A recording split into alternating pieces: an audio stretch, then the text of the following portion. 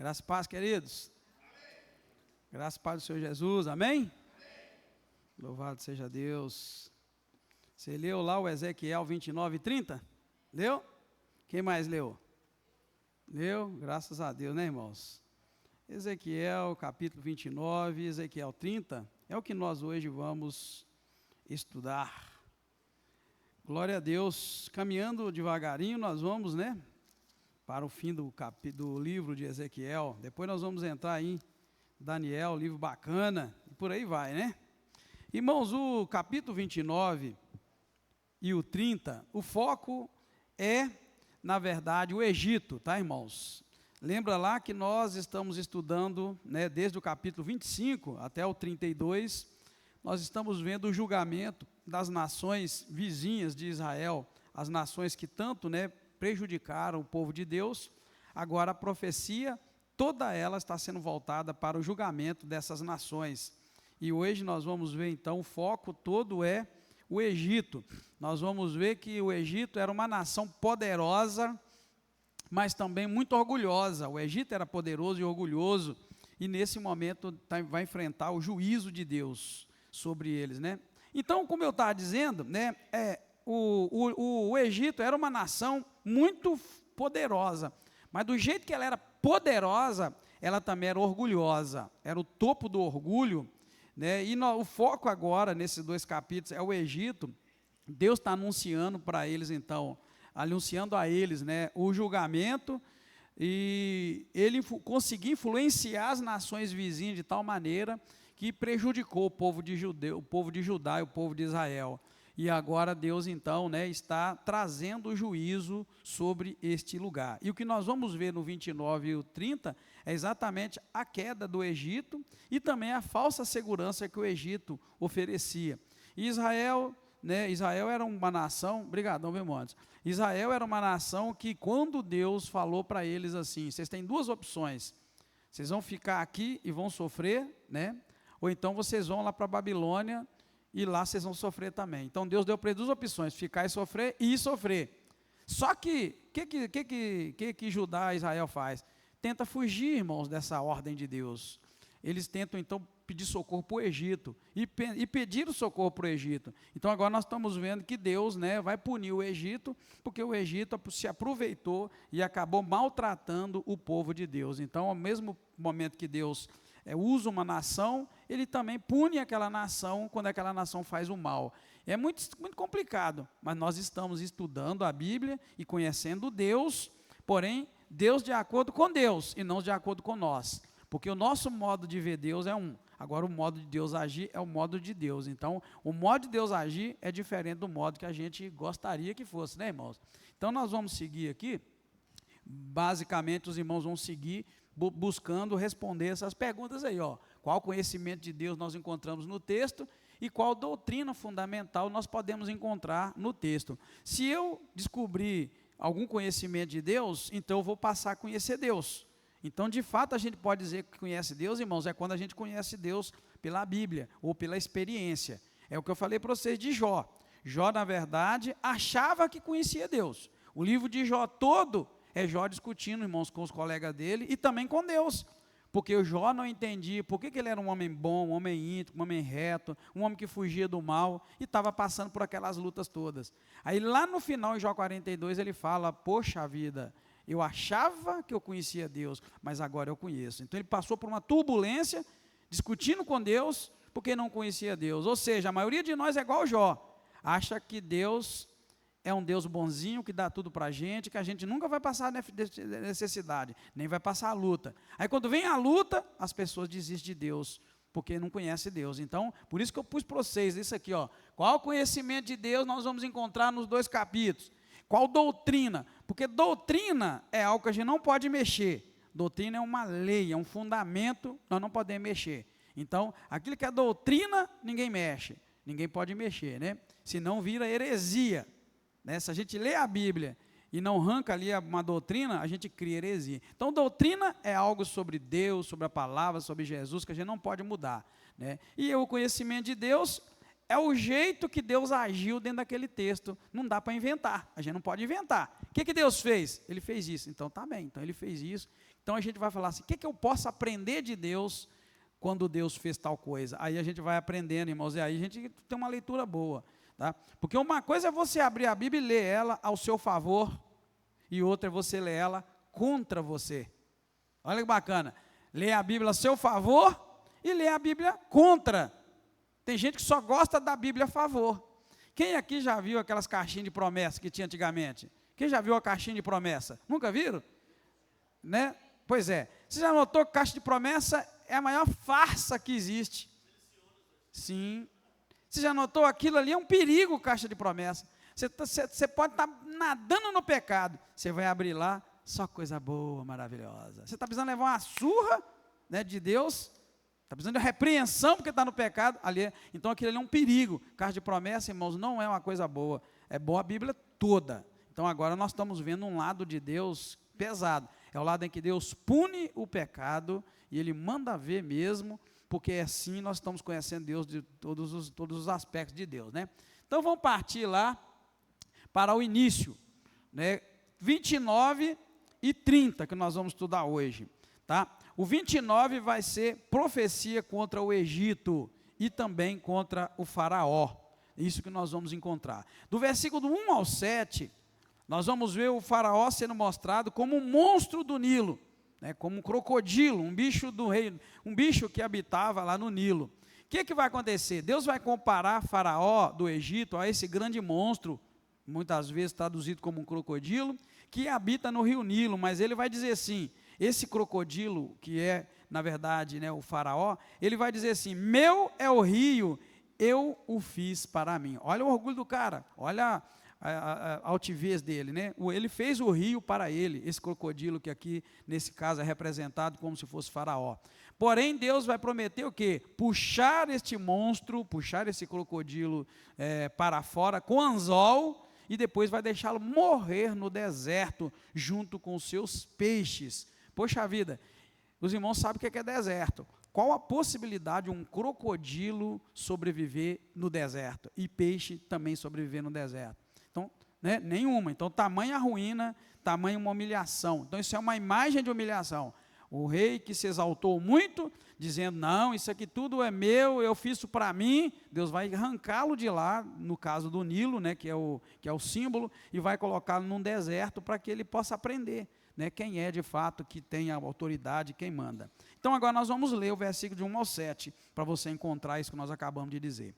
No 10º ano, no 10º mês, no dia 12 do mês, veio a minha palavra do Senhor, filho do homem, volta o teu rosto contra Faraó, rei do Egito, e profetiza contra ele e contra todo o Egito. Diz-lhe, assim diz o Senhor Deus, estou contra ti, ó Faraó, rei do Egito, grande dragão que pousas no meio dos rios, e dizes, meu rio é meu, eu fiz para mim. Contudo, eu porei anzóis em teus queixos, e prenderei o peixe dos teus rios, as tuas escamas, todos os peixes dos teus rios se pegarão às tuas escamas. Eu te deixarei no deserto, a ti e a todos os peixes dos teus rios. Cairás sobre a face do campo e não serás reconhecido nem juntado.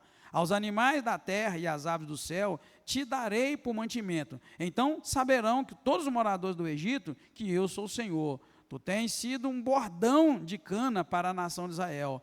Tomando-te eles pela mão, tu te quebraste e lhes rasgaste todo o ombro, e encostando-se eles a ti, tu te quebraste, fazendo estremecer todos os seus lombos. Então, vocês estão vendo, irmãos, aqui, Deus está literalmente quebrando a arrogância do Egito, que por muitas vezes fez o povo sofrer, o povo ao redor. O Egito era uma das maiores nações do mundo antigo, próspera em tudo, né? Então, qual a mensagem que nós encontramos aqui nesses 7 primeiros versículos? Que o faraó se exaltava como se fosse um Deus criador. Lembra aqui que ele falou que ele fez o rio Nilo para ele?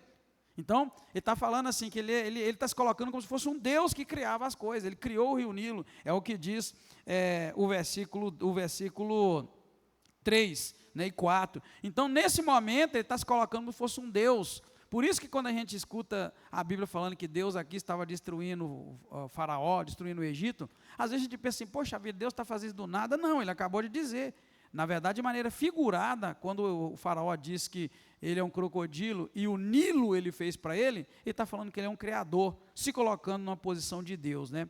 Então Deus mostra para ele, né, como criatura enganada pela própria força. Deus está mostrando para ele, olha, você foi enganado por causa do seu próprio poder. Você tinha tanto poder, né, dominava as nações e acabou sendo enganado. Porque cresceu o orgulho no coração dele e ele estava achando que ele era alguém. Todas as pessoas, aí nós vamos aprender, o que nós podemos aprender de Deus, né? Com isso, é coisa para a gente colocar para a nossa vida, né? Então a gente vai conhecendo Deus. Deus age assim com o orgulhoso, Deus age assim com aquele que menospreza os outros, Deus é assim com quem usa de autoridade para poder machucar as pessoas. Assim a gente vai conhecendo Deus, né? Agora o versículo 8 ao 12, nós vamos encontrar a profecia mostrando o Egito será devastado, né? Deus vai ali agora mostrar o que ele vai fazer com o Egito. A espada virá sobre o Egito, tornando-o desolado, isso por 40 anos, e o seu povo será espalhado entre as nações. O Egito vai deixar de ser confiável ou relevante por um longo tempo, mas nós vamos ver que lá na frente, Deus vai restaurar o Egito, não completamente. Agora nós vamos ler o texto então de 8 a 12, e eu gostaria que você acompanhasse, porque o que eu faço aqui é o seguinte, eu coloco aqui, né, um resumo do que tem nos versículos, e depois a gente lê, para você ver. Com isso também você pode aprender a pegar parte da Bíblia, e fazer um texto mais fácil para ser entendido, né? Ao passo que nós vamos ler aqui os versículos 8, 9, 10, 11 e 12, a gente coloca ele ali em 2 frases, 3 frases. Primeiro você tem que ler, tem que entender e colocar ele no papel para ficar mais fácil, né, o conhecimento. Então vamos lá, do 8 a 12. Portanto, assim diz o Senhor Deus, eu trarei sobre ti a espada, exterminarei de ti homem e animal, a terra do Egito se tornará em desolado e deserto, então saberão que eu sou o Senhor, porque disseste, o rio é meu, e eu o fiz. Está vendo? Outra vez, ó. Quando ele fala assim, o rio é meu e eu fiz o rio, ele está dizendo que ele é o quê? Um Deus criador. Tá, irmão? Quando a gente vê filme do Egito, a gente não vê o cara lá, de fato, o faraó sendo adorado como um Deus, e era, no Egito antigo, o faraó era considerado um Deus. Então é uma coisa muito difícil da gente colocar isso na cabeça nos dias de hoje, mas é a queda daquela nação, foi por razão disso, tá? E até hoje, nas escavações, a gente encontra cada monumento no Egito, os caras de fato achavam, irmãos, que eles não iam morrer, que eles iam viver para sempre, que eles eram Deus, e era adorado como Deus, na verdade. Na verdade, todo faraó era adorado como Deus, e não era só o rei, o cara que governava, ele era adorado como Deus, tá? Então é muito difícil. Por isso que quando Moisés foi se apresentar para Faraó, Deus deu para ele sinais milagrosos, né? O cajado transformando em cobra, né? Você lembra? Em serpente, fez vários sinais. Por quê? Porque ali não era apenas um homem se apresentando diante de um rei para tirar um povo. De fato, Deus sabia que e Moisés estava se apresentando diante de um homem considerado Deus. Não era Deus, mas era considerado Deus. Mas tem um detalhe, irmãos. Ele era praticamente um semideus. Era um Deus na terra. E eu não sei se vocês lembram, nas primeiras pragas, ou melhor, nos primeiros sinais que Moisés fez, com aquelas pragas e tudo, vocês lembram que os magos do Egito fizeram o quê? A mesma coisa. Nós não sabemos o nível de espiritualidade que estava envolvido ali, irmãos. Os caras fizeram, até que chegou num ponto que não aguentou mais. Os próprios magos falaram, para com isso aí é a mão de Deus, é o dedo de Deus, para. Por quê? Isso é para vocês verem. Então Moisés não estava lá só falando com o rei, estava de fato diante de um Deus, entre aspas, que fazia sinais. É tremendo, irmãos, é incrível quando a gente começa a ler a Bíblia assim, comparando com a Bíblia. Então outra vez que você for falar, dar uma aula, por falar de Faraó e do Egito, lembra disso. Os caras lá tinham mago que fazia sinais. Muitos missionários que vão para a África contam que nós estamos acostumados com esse demoninho vagabundinho aí, né, irmãos, que nem manifesta às vezes, não é? Muitos que vão para certas regiões da África falam que lá em alguns lugares, não todos, é comum ver bruxo voando. Sim, os caras voam de um lugar para o outro. Sim. Tá, irmãos? Então, eu falo que nós estamos acostumados a mexer com esse demoninho vagabundo. Vagabundo é porque fica irritando a gente aí, né? Poxa vida. Um dos últimos que nós fomos expulsar aqui, deu um trabalhão, você lembra? Chato, não queria sair de jeito nenhum. Esse vagabundo, eu costumo chamar, irmão, demônio vagabundinho. Só fica perturbando o ambiente, né? Mas, seguindo aí, para a gente, só esse adendozinho, para os irmãos lembrarem, porque esse juízo contra o Egito aqui não é coisa de brincadeira, né? Ele está falando mesmo que ele criou o rio para ele, então ele está se colocando numa posição de criador.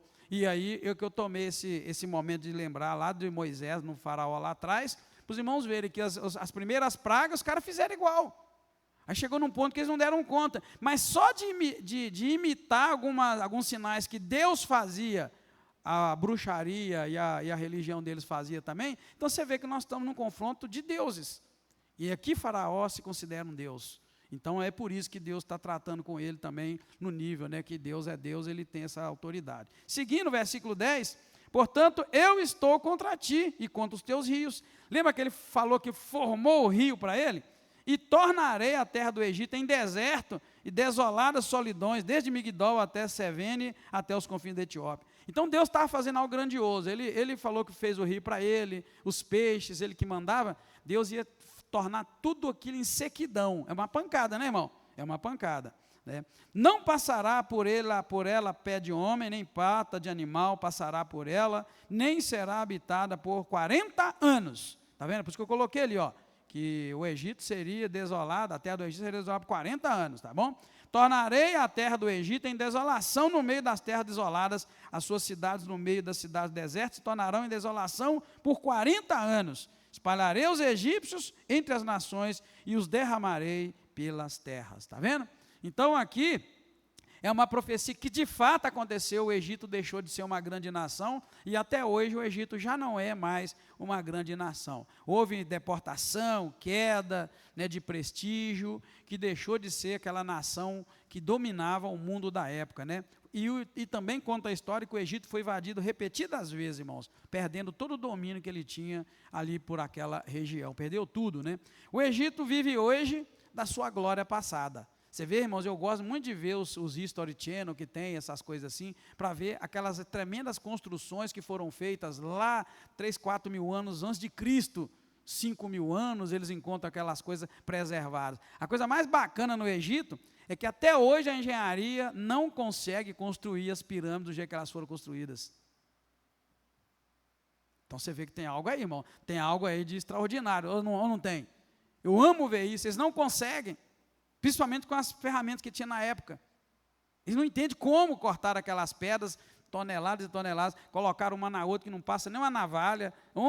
Até hoje é um mistério de onde vieram essas pedras que não tem pedra ao redor. Como é que chegou esse trem lá? Então, existem várias teorias, eu não quero falar de nenhuma aqui agora, mas eu tomo horas e horas escutando o que os pesquisadores falam. Porém, é um mistério muito grande. Aquelas tumbas que eles abrem, eles não conseguem entender como é que fizeram aquilo naquela época. Então tem algo aí de extraordinário, né? E Deus aqui nesse caso confronta, né, o Egito, né, que se colocou como Deus, né? E Deus aí, você sabe, né, quando alguém se coloca como Deus, o que dá, né, irmãos? Seguindo, irmãos, do versículo 13 ao 16, Deus aqui então agora muda o assunto, né, e vai falar de uma restauração do Egito, mas só que vai ser uma restauração limitada. Após os 40 anos, Deus vai trazer os egípcios de volta para a sua terra, mas como um reino fraco. Não vai ser a mesma potência, e nunca mais foi, na verdade, né? Vai ser o mais humilde dos reinos, que Deus vai dizer aqui nesse texto. O Egito nunca mais dominará outras nações, nem será mais um porto seguro, né? Uma confiança para Israel. Isso, irmãos, Deus está tratando com eles, porque o povo de Israel se refugiou no Egito, pensando que o Egito seria para eles um porto seguro. Lembra lá os irmãos que estão estudando conosco Jeremias, Lamentações, e agora está estudando Ezequiel, sabe disso. Deus deu para Israel e Judá duas escolhas, repito, falou para eles assim, a paciência de Deus, irmão, chegou no limite com eles por causa do pecado, é isso que nós estamos vendo. Então, Deus falou para eles assim, vocês têm duas opções, vocês ficam e vão sofrer, não vai ter nada, o país está desastrado, né, destruído, vão sofrer ficando, ou vão para a Babilônia, que é onde eu estou mandando vocês para viver lá 70 anos.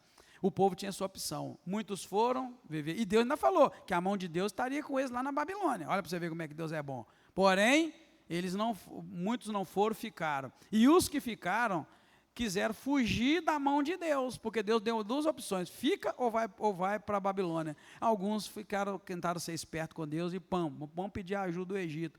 Então, Deus agora está tratando com eles, porque eles se tornaram, o Egito se tornou para Israel confiança, um porto seguro, e até isso Deus está tratando aqui.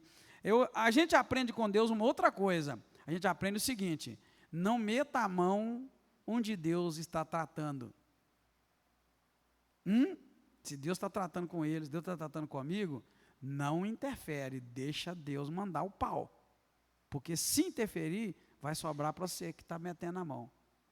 Isso é conhecimento de Deus. Amém, igreja? É um ensinamento duro, não é? É duro porque a gente quer ajudar todo mundo, ou não?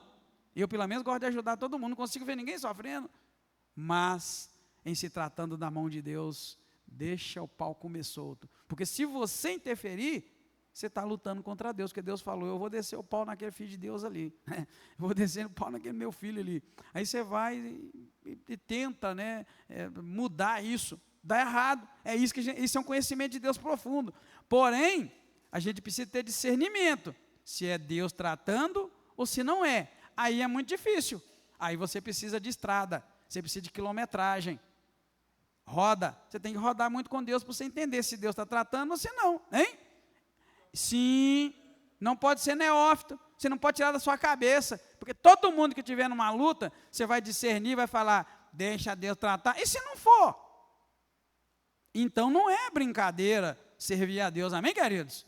Amém, queridos?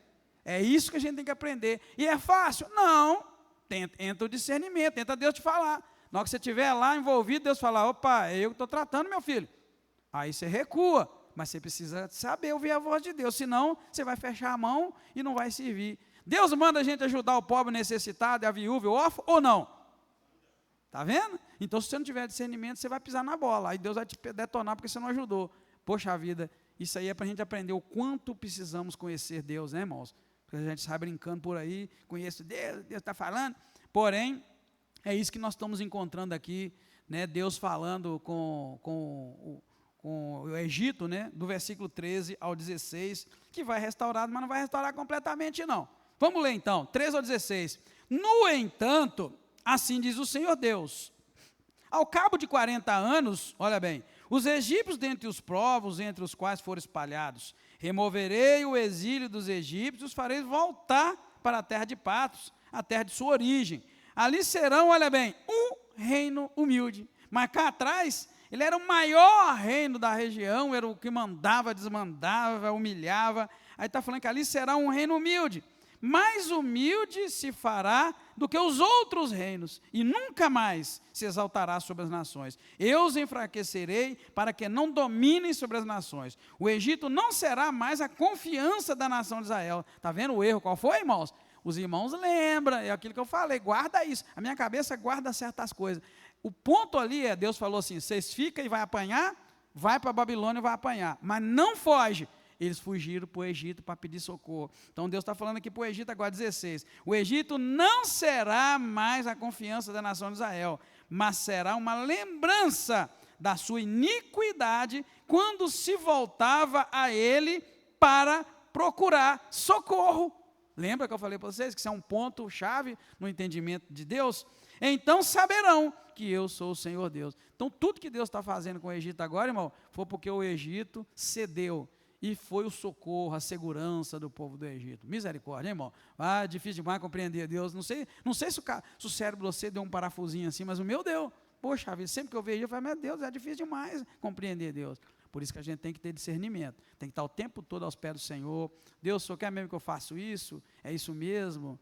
Porque o nosso coração tem uma tendência de ser bom com tudo e bom com todos, e às vezes na nossa bondade a gente acaba sendo ruim para a pessoa, porque se Deus está tratando com a pessoa, a gente tem que deixar. É igual um pai e um filho que vai disciplinar seu filho de maneira mais dura. Quem está de fora sofre. Poxa vida, que pai ruim, que mãe ruim.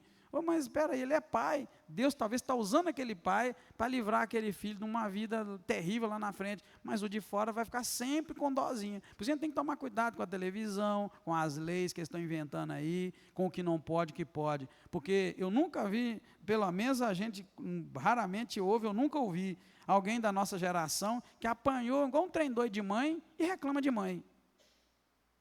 Os meninos hoje não apanham e viram isso que são hoje. Não é verdade, irmãos?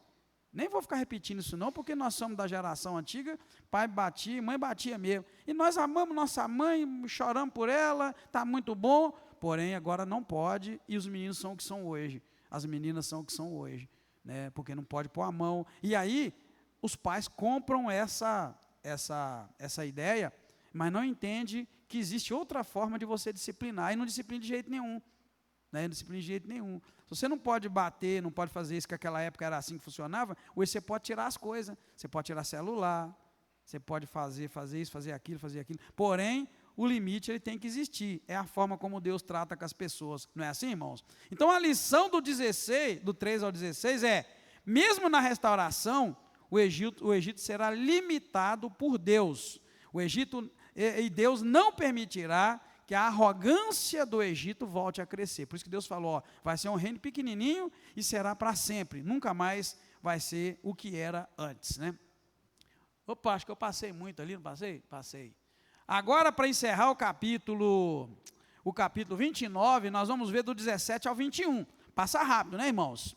Né? O 17 ao 21, Deus agora vai mudar o assunto e vai colocar uma recompensa para Nabucodonosor, que é o rei da Babilônia. Eu não sei se os irmãos entenderam, eu estou separando os versículos exatamente por assunto, tá, irmãos?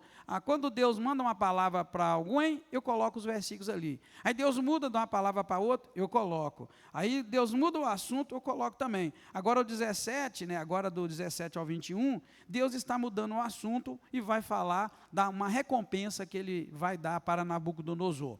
Anos depois, né, Deus diz que Nabucodonosor será recompensado por ter atacado Tiro. Olha para você ver, irmãos, já lembra do Tiro que nós estudamos lá atrás? Então, porque Nabucodonosor fez algo bom que foi atacar Tiro, agora Deus então vai recompensar. E a recompensa vai ser o Egito. Deus está falando que vai dar o Egito para ele, para Nabucodonosor. Deus entregará o Egito a ele como pagamento por ter sido instrumento do juízo de Deus. Está vendo?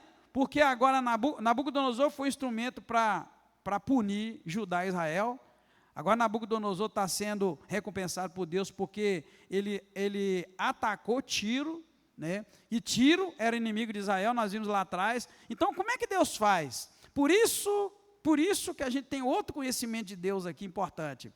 Nunca avalie a vida espiritual de alguém se ela prospera. Porque ela pode estar prosperando, porque ela fez algo que agradou a Deus e Deus está dando para ela. Mas essa pessoa não presta para Deus, não. Mas Deus é justo. Você vai ver aqui que Nabucodonosor não era um homem de Deus, não. Mas ele fez algo, uma justiça, para com Deus, está sendo beneficiado. Porque às vezes a gente costuma pensar que certas pessoas são de Deus e está agradando a Deus porque são prósperas em alguma coisa. Não é. Pode ser um momento, um tempo de Deus na vida daquela pessoa. Por isso que a gente às vezes inveja o outro. Não inveja não, rapaz. Tem algo de Deus acontecendo ali, deixa acontecer. Não inveja. Vive tua vida no altar de Deus, na graça, porque Deus recompensa cada um. E nós estamos vendo que mesmo um homem ímpio, Deus está recompensando ele, porque ele fez algo de justo para Deus. Todos que fizerem algo vai ter sua recompensa. Vou voltar lá no Egito. Você lembra lá? As mulheres parteiras mentiram. Porém, lembra que eu falei para os irmãos como é que a gente tem que entender a Bíblia? Quando Deus tem um plano maior e você se joga para fazer aquele plano maior de Deus acontecer, Ele te recompensa mesmo você fazendo coisa errada. O cara lá, as mulheres do Egito mentiram, as parteiras mentiram, mas o plano maior era salvar o Salvador, que seria o Salvador, né? A figura do Messias, que era Moisés. O que aconteceu? A Bíblia fala que Deus fez algo para as parteiras. O que Deus fez? Deus recompensou as parteiras, quem lembra? Recebeu casa e família. Mentiram. É o que eu falei para vocês, você tem que tomar cuidado. Aí, no geral, a gente tem que avaliar assim. Deus agrada da mentira? Não. Mas lembra, por uma causa maior de Deus, aquela mentira não agrada a Deus, mas ela salvou o menino que precisava ser salvo. Acabou, Deus deu para ela a casa. Mas Deus não gosta de mentira, a gente sabe que não gosta, Deus odeia mentira. Então, por isso que a gente tem que tomar cuidado com as heresias, porque a pessoa pode pegar esse texto e falar, mas as mulheres do Egito mentiram e Deus abençoou, então mentir não tem problema. Poxa vida, cabeça desse tamanhozinho, tem que conhecer Deus e entender Deus. A regra é essa, quando Deus tem um plano maior, é meio que Deus vai atropelando tudo e todos para chegar lá. Foi por isso que Raabe entrou na linhagem santa. Raabe era crente? Ela era o que mesmo? Mas ela pulou dentro, irmãos. Raabe é o exemplo da mulher que, na minha opinião, fez a coisa certa. Ela estava totalmente condenada, pulou dentro da bênção. Ela literalmente pulou de cabeça. E aí entrou na linhagem. É o que eu falo. Por causa de um plano maior, Deus sai rasgando tudo. O plano tem que acontecer. Aí sai rasgando tudo. Quando você é um adorador e está lá, você é uma pessoa que está indo na graça, cheia da graça. Mas você pulou dentro, você vai. Pulou dentro, vai. E Deus vai consertando as coisas lá na frente e vai te dando a oportunidade. A Raabe teve a oportunidade e deu no que deu. Amém, queridos? Só para a gente entender. Então, o que a gente vai pegar aqui do versículo 17 ao 21? Nós lemos o 17 e 21? Não lemos ainda, né? Então, vamos lá. Deus, então, vai entregar o Tiro, vai entregar, Nabucodonosor vai ser recompensado por ter atacado Tiro, e o Senhor vai dar para ele exatamente o Egito, que agora Deus está humilhando. Vai entregar o Egito em pagamento por ele ter sido instrumento de Deus num momento determinado da história. Então o texto diz assim: no 27º ano, no primeiro do mês, o primeiro dia do mês, veio a minha palavra do Senhor: filho do homem, Nabucodonosor, rei da Babilônia, fez que o seu exército prestasse um grande serviço contra Tiro. Viu, irmãos, que eu falei do pagamento? O cara não era crente, mas ele pulou na frente e falou, vou fazer isso. E quando ele fez, prestou um grande serviço. Toda a cabeça se tornou calva e todo o ombro se pelou. Contudo, não houve recompensa da parte de Tiro para ele, nem para o seu exército, pelo serviço que prestou contra ela. Portanto, assim diz o Senhor Deus: eu darei a Nabucodonosor, rei da Babilônia, a terra do Egito, e ele levará a sua riqueza, tomará o seu despojo e roubará a sua presa. E isso será a recompensa do seu exército, como recompensa do seu trabalho, com que serviu contra ela, e lhe dei a terra do Egito, visto que trabalharam por mim, diz o Senhor. Olha que lindo, irmãos. O cara era pecador, mas trabalhou por Deus.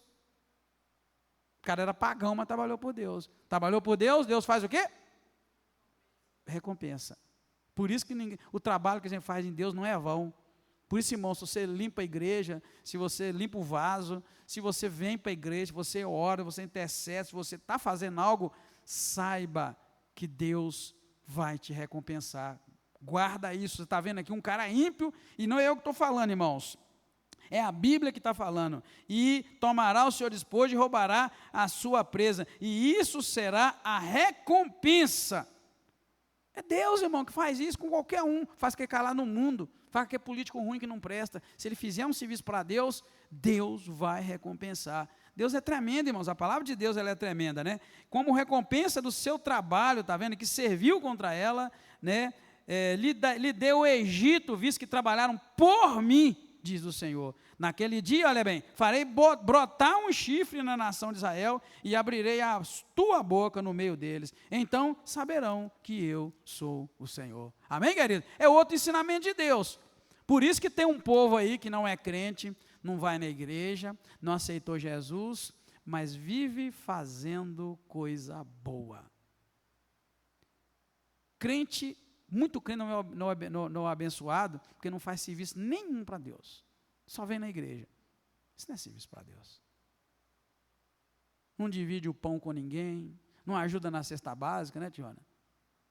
Irmão, lá fora tem um punhado de gente espírita, macumbeiro, e um punhado de gente que não pode ver o necessitado, que eles metem a mão no bolso, eles correm atrás, eles arrumam uma coisa, e Deus está lá abençoando, porque você acabou de ver que Deus recompensa, irmão.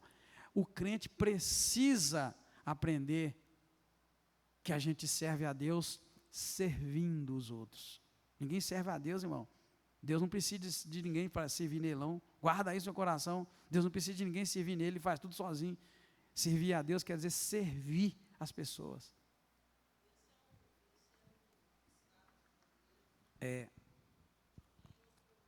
É o único serviço da igreja, é fazer o serviço de Deus, que é servir. Guarda isso, irmão. Se tem uma raça ruim, não estou falando de vocês não, tá, irmão? Mas estou falando de todos nós, não só daqui, quem está aqui, é de todos nós. Tem uma raça ruim nesse mundo, é crente. Crente se vê o irmão necessitado, porque não está orando. Oh. Crente se vê o outro desempregado, necessitado, onde ele está na quarta-feira? Oh. O que tem a ver uma coisa com a outra? Está doente? Também, né? Olha o julgamento. Você já viu que crente é assim? Não pode ser, irmão. O cara está servindo aqui, o ímpio Deus está abençoando. Poxa vida, como o crente tem que aprender, né, irmão? O que Jesus fez aqui na terra? Só serviu, só tomando a cara e servindo, e curando, e libertando, e dando pão, e dando peixe. Só servindo. Jesus começou abençoando o casamento. Lembra lá, o cara estava casando, acabou o vinho, vergonha. Imaginou você estar no casamento, irmão, 200 pessoas, 300, acabou o feijão, acabou o tutu com a macarronada e o frango frito. Jesus fez o quê? Serviu. Fez o melhor vinho e deu para todo mundo de graça, ninguém comprou nada, ninguém pagou nada. Irmãos, é sério, essa palavra é muito profunda. Tá? Aqui, só um minutinho, aqui você está vendo que o cara é um ímpio, mas serviu a Deus, fez um serviço que Deus agradou, Deus agora está recompensando ele, dando as riquezas de uma nação, né? E a gente precisa aprender isso, o crente precisa olhar para o lado e ver qual irmão está desempregado, qual irmão que está caído, qual irmão está desanimado, qual irmão está doente, qual irmão não está vindo, começa a servir, irmão, Deus vai te recompensar, é Deus que está falando, não é eu não, tá bom, querido? Deus vai te recompensar, amém, querido? A gente precisa de discernimento para separar o que é algo que agrada a Deus e o que é algo que está a serviço de Deus. É diferente, né, irmão? Agradar a Deus é uma coisa, estar a serviço de Deus é outra. Poxa vida, é pesado, né?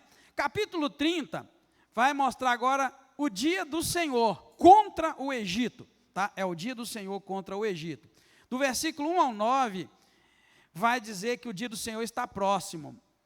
E Ezequiel vai anunciar esse dia, que vai ser um tempo de juízo de terror para o Egito. Haverá guerra, destruição, pavor em toda a terra. E os aliados do Egito vão cair juntos com ele. Veja bem, os aliados do Egito cairão junto com ele. Então a gente precisa entender essas alianças que a gente faz. Se você estiver aliado com alguém que Deus vai derrubar, você vai cair junto. Então, quando uma nação está aliada com outra que Deus vai derrubar, cai junto. E a gente precisa orar para o nosso Brasil, para saber das alianças, né, que nós estamos envolvidos nela como nação. Então vamos ler o versículo de 1 ao 9, você vai encontrar que isso que eu escrevi ali está embutido aqui. Veio a mim a palavra do Senhor, filho do homem, profetiza e diz assim diz o Senhor, gemei aquele dia, pois está perto o dia, sim, está perto o dia do Senhor, dia de nuvens, o tempo de destruição dos gentios. Uma espada virá do Egito e haverá grande dor na Etiópia. Quando caírem os trespassados no Egito, a sua riqueza será levada e os seus fundamentos se quebrarão. Etiópia, e Pute, Lude e todo o povo da Arábia, Cube e os filhos da terra da aliança, com eles cairão a espada. Está vendo? Os filhos da terra da aliança, ou seja, os países que estavam aliançados. Assim diz o Senhor, também cairão os que sustêm o Egito e falhará o seu soberbo poder. Olha, irmã, também cairão os que sustêm o Egito, ou seja, também cairão aqueles que financiam o Egito. Aí a gente tem que orar muito bem quem o nosso Brasil está financiando, porque se Deus derruba um, vai cair todo mundo. Poxa vida, hein? Que misericórdia. Hein? Desde Migdol até Sevene cairão a espada, diz o Senhor Deus. Serão desolados no meio das terras desoladas, e as suas cidades estarão no meio das cidades desertas. Então saberão que eu sou o Senhor, quando eu puser fogo ao Egito, e forem destruídos todos os que lhe davam auxílio. Naquele dia, sairão mensageiros de diante de mim em navios para amedrontar a Etiópia descuidada. Haverá neles grandes dores, como no dia do Egito, pois eis que já vem. Então, aqui está falando do dia do Senhor, né? É uma lição escatológica que está falando aqui, irmãos, porque o dia do Senhor é um momento de acerto de conta. Nós estamos vendo aqui que é um acerto de conta, né? E aqui é algo muito local, né? Mas que também aponta para julgamento no futuro. Nós estamos vendo, está falando aqui do Egito num determinado tempo, mas a gente precisa entender isso num ponto de vista escatológico, sabendo que Deus também, no fim dos tempos, Ele vai também cobrar, vai fazer cobranças, né? Ele vai cobrar, vai fazer um acerto de conta no futuro, e a gente sabe que isso vai acontecer no juízo final. Amém, queridos? Então a gente tem que ter esse entendimento e jogar esse trem para dentro de um futuro escatológico, que no fim, no fim dos tempos, Deus vai julgar as nações, Deus vai julgar todos, né?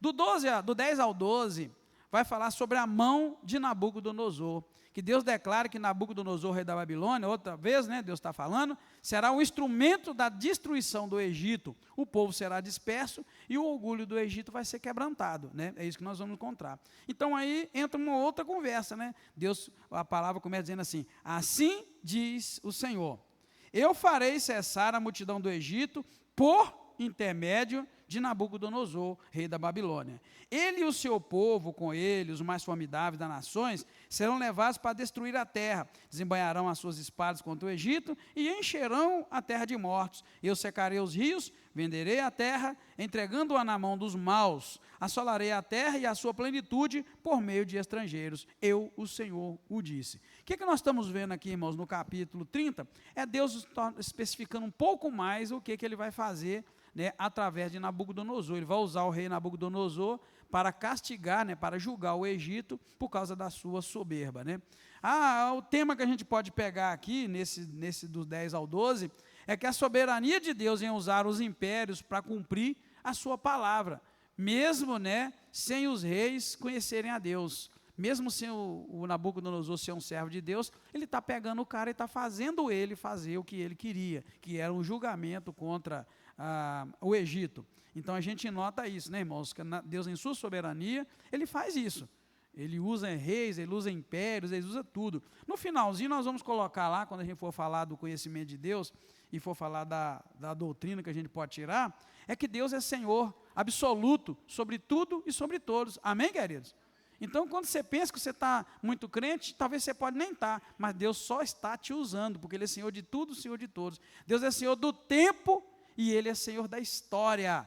Então, nada vai passar sem que Deus conduza. Então, quando a gente pensa assim, que Deus está assim, em silêncio, que Deus não está fazendo nada, porque a gente ora e parece que Deus não está respondendo, poxa vida, Ele é o Senhor da história, Ele é soberano. Isso faz parte da história, do plano dele. É só a gente ficar tranquilo, né? E esperar o Senhor Deus, né, levantar com poder e agir. Eu oro para que o nosso Brasil seja a melhor nação do mundo, a mais próspera, a nação mais abençoada, né? Eu oro direto, né? E a gente estava conversando lá na sua porta aquele dia, né, Johnny? E vendo o Brasil muito longe de tudo isso que a gente sonha. Totalmente contrário, mas para Deus é assim, é coisa de um estalar de dedos se Deus quiser fazer isso, se for o tempo de Deus, mas não é, né? Como eu vejo que isso está muito longe de acontecer, do Brasil ser um país próspero, abençoado, um país onde você tem segurança, um país onde dá prazer de viver. Eu sinto que o Brasil vai ser isso um dia, mas eu vejo que está muito longe. Adivinha por quê? Imagina por que eu acho que está muito longe do Brasil ser esse país de gente próspera, gente honesta, gente direita, gente abençoada. Sempre vai ter crime, vai ter maldade. Mas imagina por que eu acho que isso está bem longe ainda. É pela igreja do Senhor. Quando eu vejo a igreja do jeito que ela está, distante de Deus, uma igreja mal, os crentes maldosos, crentes que julgam os outros, igual eu acabei de falar aqui. Irmão, nós estamos longe de ser a nação, porque Deus vai começar dentro da igreja. Amém, igreja? Amém, igreja? Deus vai levantar uma igreja honesta. O juízo vai começar dentro da igreja. Vai levantar crente honesto, crente que preocupa com o outro, crente que quer saber onde está o irmão, onde não está, para ir lá levantar. E a igreja está longe de ser isso, irmãos. Uma igreja fiel. Deus vai levantar uma igreja poderosa, igreja fiel, igreja honesta, de gente sincera, gente honesta, gente que não derruba os outros, gente que não fala mal dos outros, gente que não tem tempo para ficar falando mal dos outros. Primeiro Deus vai consertar a casa dele, porque se Deus vier, irmãos, como é que Deus vai abençoar lá fora se aqui dentro está tudo torto? Como é que Deus vai abençoar o presidente da República, sendo que os pastores estão tudo torto? Para de sonhar. Para de sonhar, irmão. Eu não sonho, não, isso é juízo de Deus. Deus vai consertar os pastores, os líderes, vai consertar as igrejas, o povo vai orar, o povo vai querer orar, o povo vai buscar oração, buscar a Deus. Aí quando Deus vê a noiva dele se aprontando, amém, igreja? Quando vê a noiva se aprontando, ele vai poder tratar lá fora. É? Sim. Foi um estrago. Pandemia fez foi um estrago. Toda a igreja fala a mesma coisa, né? Então vocês estão entendendo, amém, irmãos? Guarda isso aí, isso é uma palavra profética que eu estou dando para vocês. Tem gente que pensa que profecia que tem de sapatear, é isso que eu te digo. Não, irmão, isso é uma palavra profética. Estou te dando uma visão de Deus para a nossa nação. Nossa nação tem recursos naturais que Estados Unidos não tem, irmãos. Nós temos clima que Estados Unidos não tem. Nós temos o melhor clima do mundo, a melhor terra. Nós temos minério em Minas Gerais, irmão, para sustentar o mundo inteiro. Tem minério para tirar aqui no Brasil, em Minas Gerais. Só Minas, estou falando de Minas. Pô, já tirou ouro desde o século XV, tira ouro aqui no Brasil e manda para fora, e tem ainda. Irmão, nós temos Deus para nós tudo natural. E quanto mais tira, sim, e quanto mais tira, mais acha, porque Deus fez isso. Irmão, nós vivemos num país tremendo, mas não sonhe. Nós temos corrupção, irmãos, dentro de igreja. Nós temos corrupção dentro de igreja. Tem crente corrupto dentro da igreja, tem líder corrupto, tem pastor corrupto, tem gente desonesto, adulterando. Então o Senhor Deus, primeiro, guarda isso, Ele vai levantar, Ele vai purificar a igreja, vai começar a aparecer crente honesto, crente sincero, crente que compra e paga, né? Os irmãos do comércio aí devem ter, de vez em quando, tomar prejuízo de crente. Vai começar, irmãos, crente sendo quebrantado, crente caindo de joelho na presença do Senhor, crente sendo renovado, crente honesto. Aí sim, aí quando Deus consertar a igreja, consertar a sua vida e a minha, olha bem, quando consertar a sua vida e a minha, aí Ele vai mexer lá fora, vai mexer no vereador, no prefeito, vai parar a corrupção, no presidente da república. Não adianta você pensar que não vai, porque Deus não vai envergonhar a igreja dele, não é, irmãos? Hein? Deus não vai envergonhar a igreja dele. E vai envergonhar, se Deus fizesse algo agora, envergonhar. Imagina Deus levantar um governador, um presidente honesto demais e nós desonestos igual a gente está. Você está vendo pela internet aí como é que está os crentes, como é que faz um com o outro, o cara traindo o irmão dentro de igreja, enfim, tudo quanto é podriqueira. Então isso é uma palavra profética que eu estou dizendo para você, isso é que é profecia, é uma visão do futuro, vai acontecer, mas primeiro é preciso ter uma igreja de crente honesto, crente que só quer o bem do outro, crente que não fofoca da vida do outro, crente que não quer saber da vida do outro para mal, mas quer saber para bem, para ajudar, crente que preocupa, crente que ora, larga o pecado, busca a graça de Deus. Quando a gente estiver na linha, Deus vai alinhar lá fora, e aí nós vamos ser a nação, onde os povos virão para cá, para viver, para usufruir, para investir, né, irmãos? Poxa vida, hein? Que maravilha, amém, queridos? Amém, igreja? É isso que Deus vai fazer dentro da igreja. Nós temos aprendido, tá, irmãos, aqui na Bíblia, nós temos aprendido o seguinte, você está notando que Deus de vez em quando fala assim, então saberão que eu sou o Senhor? A primeira pergunta que eu estou pondo para vocês lá é, qual conhecimento de Deus nós temos? E Deus está falando, vocês vão saber que eu sou o Senhor. Mas como? Fazendo o quê? Coisa boa ou coisa ruim? É pela pancada. Então, eu sempre falei, tem duas formas, né, de você conhecer Deus. Deus falando e Deus agindo. Quando Deus fala, é o que Ele está falando aqui. Escuta, põe a tua barba de molho, pratica, é falando. Mas quando Ele toca na gente, é isso que Ele está fazendo. Ele está falando que vai fazer coisa ruim e está falando, aí eles vão me conhecer. É a palavrinha nossa na pergunta. Eles vão saber que eu sou Deus.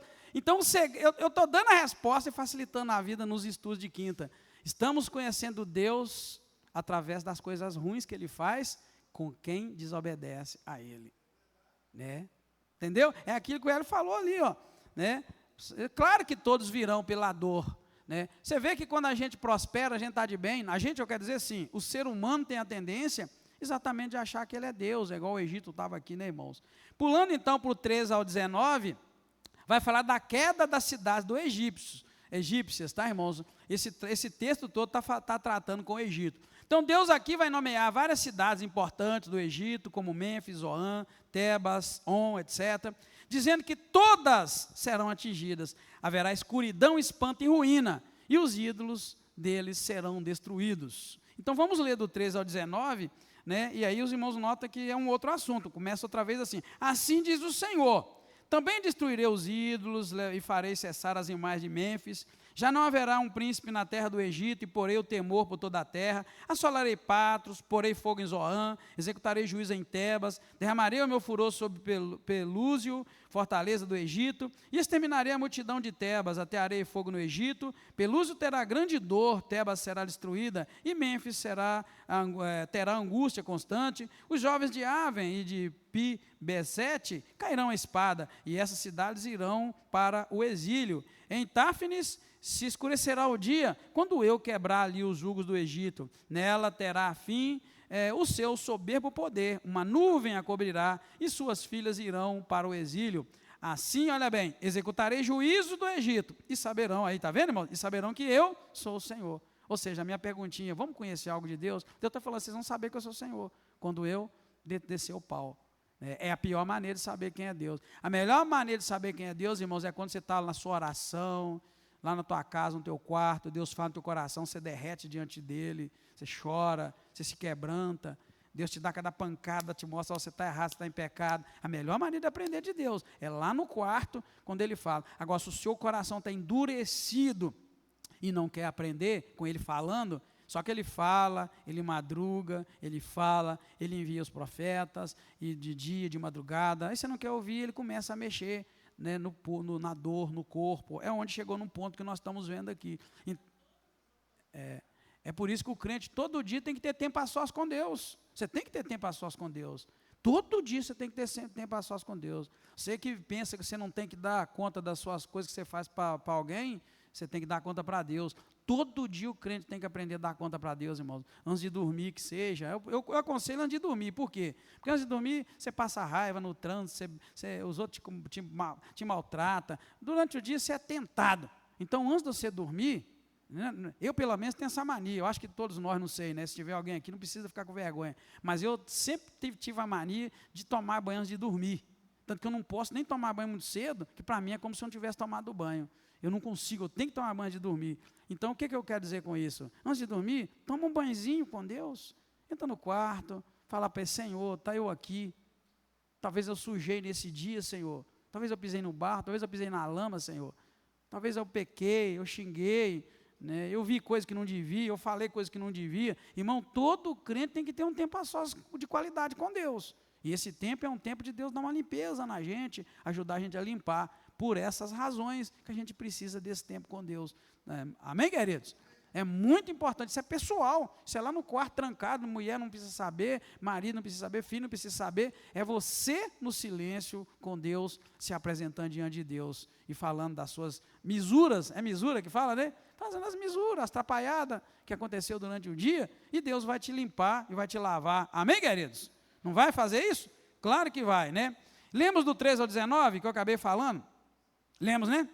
Sim. Então aí, o ensinamento aqui, ele é grande, ele é espiritual, né? Que Deus não confronta apenas impérios, mas ele derruba falsos deuses e também centros idólatras. Está vendo aqui como é que Deus falou sobre os lugares, né? Os ídolos das imagens de Mênfis, né? Ele está falando aqui que ele está destruindo agora centros de idolatria, centros idólatras, os lugares onde as pessoas iam para adorar aos ídolos. Então Deus está fazendo um tratamento aqui generalizado, né? Geral. Do 20 ao 26, que já é o finalzinho, nós vamos agora ver Deus falando sobre o braço quebrado de Faraó.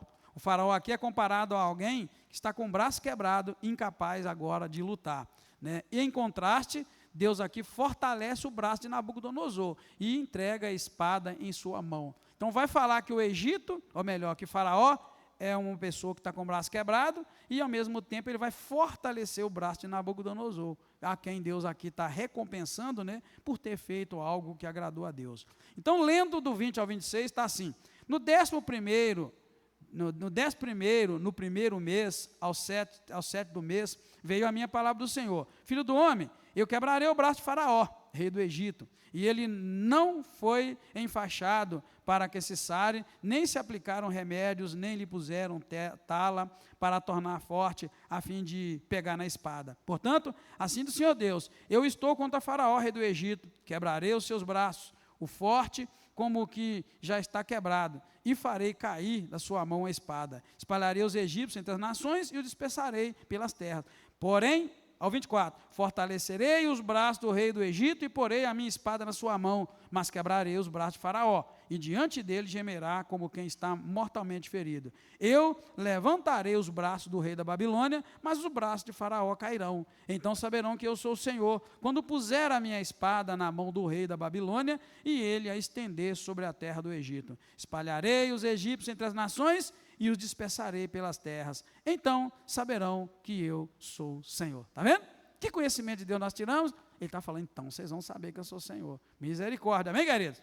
Então o ensinamento que tem para nós aqui é, o Egito aqui está incapacitado. Deus está incapacitando o Egito de ser mais uma nação, um povo, né, que pode guerrear. E também, e por outro lado, Deus está fortalecendo a Babilônia, né? Isso não é por sorte, é por decreto de Deus, ou seja, Deus está falando que Ele vai fazer essas coisas. Amém?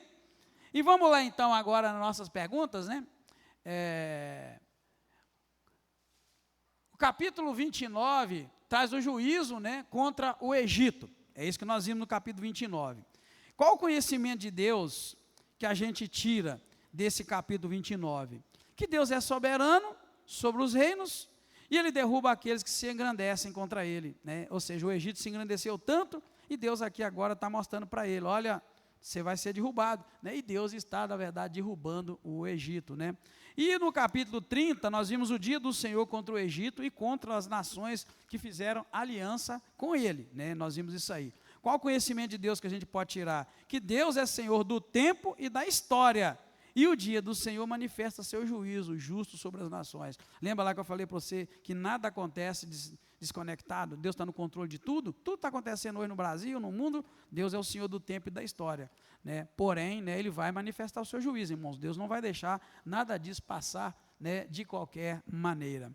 Qual doutrina fundamental a gente tira desses dois capítulos? Claro que aí é muito fácil. Você viu que, mais uma vez, Deus é Senhor do tempo, Senhor da história, Ele é soberano, né? Ele faz aquilo que Ele quer fazer, pelos seus motivos, né?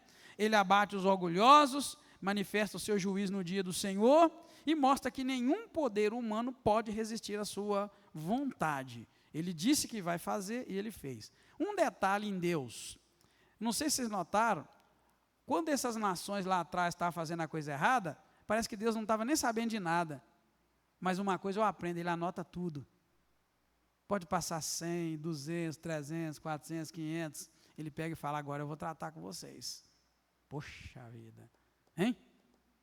O Egito foi muito bom, irmãos, para Israel, na época de José. Nós estamos terminando de estudar agora.